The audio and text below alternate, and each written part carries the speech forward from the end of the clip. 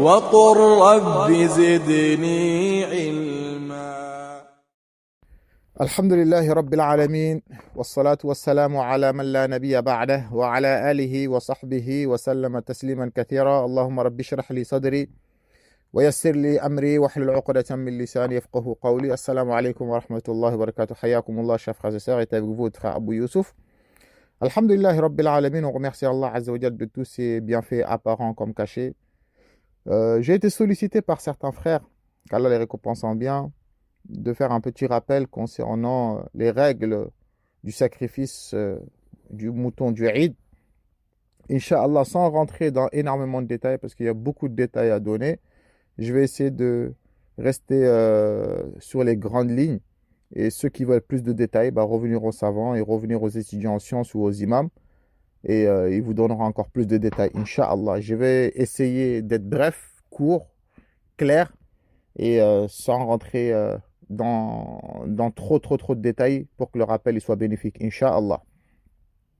Wabillahi asta'in. On demande de l'aide d'Allah Azza wa Jal qui nous facilite et qui nous accorde la réussite, Inch'Allah.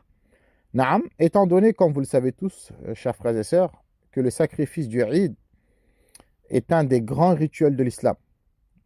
Bila khilaf, sans aucune divergence, tous les imams des 4 écoles et tous les grands savants musulmans, ils sont tous unanimes que le sacrifice du mouton du Eid, ça fait partie des grands rituels de notre religion. C'est un moment où les musulmans ils se rappellent de l'unicité d'Allah Azza wa Jal, et en même temps, c'est un moment où les musulmans remercient Allah Azza wa Jal des bienfaits qu'il leur a accordés. Kadalik, c'est une obéissance et un suivi de notre père Ibrahim alayhi salam à son Seigneur. Le fait qu'Allah Azza wa Jal, il lui a mis à l'épreuve de sacrifier son fils Ismaïl alayhi salatu wassalam, et que Ibrahim alayhi salam il a exécuté, que Allah Azza wa Jal il lui a donné un bélier à la place. Ça fait partie des rituels que le musulman perpétue. Et c'est une sunna du prophète Mohammed sallallahu alayhi wa sallam qu'il n'a jamais délaissé. Le sacrifice du Eid, il a été légiféré à la 2e année de la Hijra. À la 2e année, lorsque le prophète sallallahu alayhi wa sallam a immigré de la Mecque à Médine, à la 2e année, l'année où la zakat a été rendue obligatoire, ainsi que Salat al-Eid, c'est à cette même année-là que le sacrifice du mouton a été légiféré.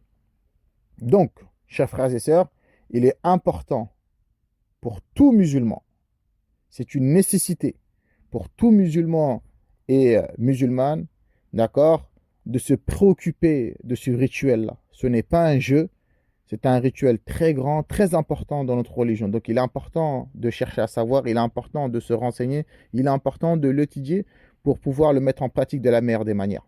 Allah Azza wa Jal, il nous dit dans la sourate 108, verset 2, Fasalli li rabbika wanhar.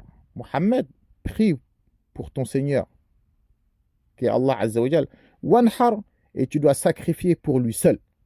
Dans la sourate 6, verset 162, Allah Azza wa Jal nous dit Qul Mohammed, dis-leur, Inna salati, mes prières, ma prière, wa nusuki, mon sacrifice, qui est le sacrifice du Eid. Wa mahyaya, ma vie, wa mamati, et ma mort, en vérité, lillahi, appartient à Allah seul. Rabbil alamin, le Seigneur de l'univers. La sharika lah, aucun associé à lui. Wa bidhalika umirtu, et c'est ce qui m'a été ordonné. Wa ana awwalul muslimin, et je suis le premier des musulmans. La définition, ta'rif al-udhiya, la définition du sacrifice du mouton du Eid, هي ما يذبح من بهيمة الأنعام من الإبل والبقر والغنم تقربا إلى الله تعالى من بعد صلاة عيد النحر إلى آخر أيام التشريق وهو يوم 13 من ذي الحجة. La définition du udhiya est l'abattage d'un animal, d'une bête, min al-ibil, parmi les chameaux, les dromadaires, wal baqar, les bovins, les vaches, les taureaux, wal ghanam, les ovins, les caprins, d'accord, taqarruban ila Allah, tout cela pour se rapprocher d'Allah Azza wa Jal.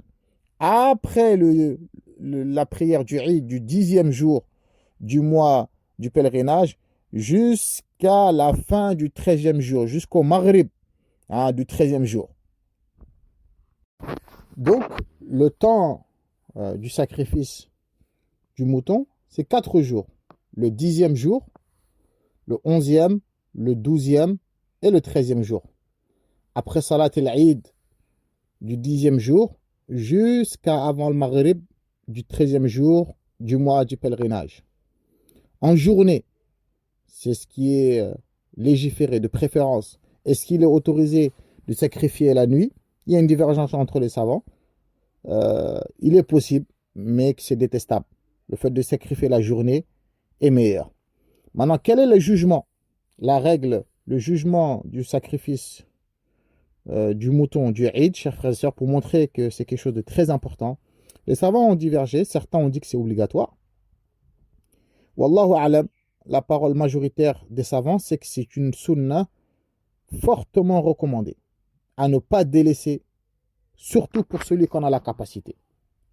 Qu'il soit résident ou en voyage, que ce soit un homme ou une femme, qu'il habite en ville ou dans les villages, c'est une sunna fortement recommandée, chers frères et sœurs, malgré qu'il y en a beaucoup de frères et des sœurs qui sont négligents concernant le sacrifice du mouton. Ils ne se cassent pas la tête, ils prennent ça à la légère, alors que c'est une sunna très très importante et la récompense, elle est énorme. Donc, c'est une sunna, comme j'ai dit, que chaque père de famille vivant doit le faire pour lui-même et pour sa famille. Kadalik, concernant les règles du sacrifice, il est possible de sacrifier une chamelle, un chameau. Toujours les mâles sont meilleurs que les femelles. D'accord? Un chameau, un dromadaire, toujours priorité au mâle. D'accord? Wal-baqar, les taureaux, les vaches, d'accord? Les moutons, les chèvres. Il y a une divergence. Qu'est-ce qui est le meilleur dans le sacrifice du Eid? Les savants ont divergé. Il y en a, ils ont dit que c'est le chameau qui est meilleur, ensuite la vache, ensuite le bélier, le mouton, ensuite les chèvres. Dans le madhab Imam Malik, rahimahullah, le madhab Maliki voit que le meilleur c'est le bélier, parce que le prophète sallallahu alayhi wa sallam, c'est ce qu'il a sacrifié. Kabshayni amlahayni. Le prophète sallallahu alayhi wa sallam, il a toujours sacrifié des béliers. Donc le madhab Maliki voit que de sacrifier un mouton, c'est meilleur. Bien sûr, un mouton mâle qui n'a pas été castré est meilleur. Ensuite, un mouton, un bélier mâle qui a été castré est meilleur qu'un mouton femelle.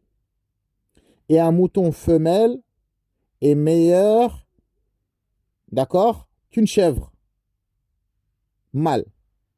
Et une chèvre mâle est meilleure qu'une chèvre femelle.